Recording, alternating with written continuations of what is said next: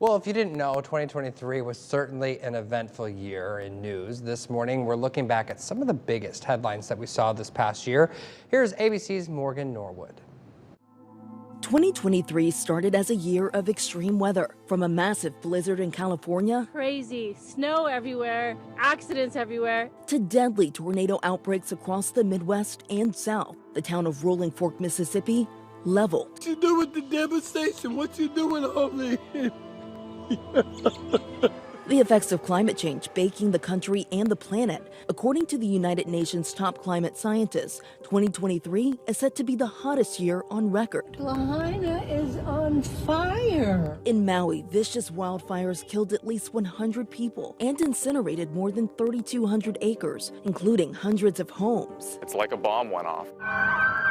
And when it comes to gun violence, 2023 saw an alarming number of mass shootings this past year, among the worst ever in the U.S., including in Monterey Park, Nashville, Jacksonville, and Lewiston, Maine, where gunmen stormed inside a bowling alley and bar, killing 18 people. It was just such a heartbreaking thing. That just doesn't make sense. It really doesn't.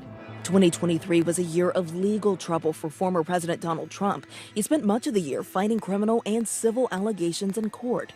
First, the Stormy Daniels case, Trump becoming the first former president to ever be indicted. I never thought anything like this could happen in America. Trump would be indicted 3 more times, including on federal charges accusing him of mishandling classified documents, some of which allegedly contain national defense secrets. I had every right to have these documents. Trump is also charged with federal election interference in his alleged role in the January 6th insurrection, and on state charges for allegedly trying to overturn the results of Georgia's 2020 election.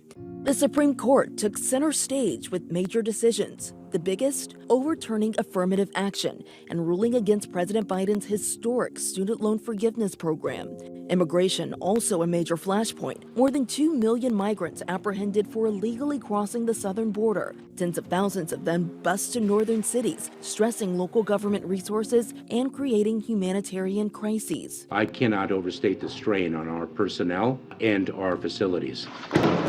Meanwhile, a major humanitarian crisis unfolded in the Middle East. Hamas slaughtered 1,200 people in Israel and took 240 hostage during the October 7 terror attacks, according to Israeli officials. They just shot them, slaughtered them like ducks. Israel attacked Hamas with relentless airstrikes and a ground offensive in Gaza.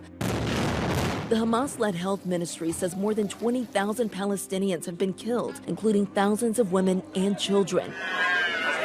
After intense negotiations, Hamas released dozens of those hostages during a 7-day ceasefire in exchange for humanitarian aid and the release of more than 100 Palestinian prisoners.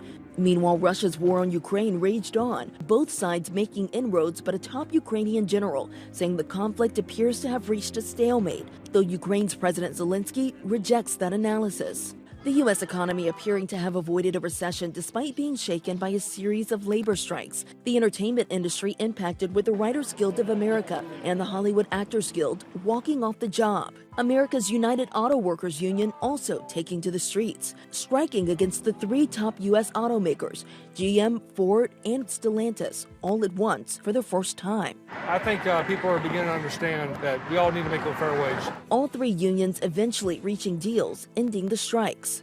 In June, a tragic end to a days-long search mission after a submersible carrying a team of researchers exploring the wreckage of the Titanic imploded, killing all aboard, including the CEO of the submersible company. And even though 2023 saw its fair share of tragedies, there have also been accomplishments.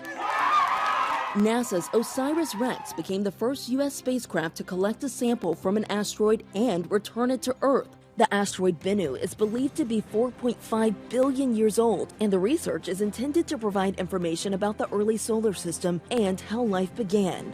Morgan Norwood, ABC News, New York.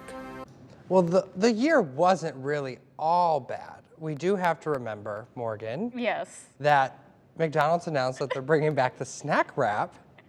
in 2025. Well, it was announced this year. It's an announcement. We know that I went on a There rant were not some too good long ago. headlines about it. I mean, we've been waiting. I've We've been waiting outraged. years. You've been outraged, right?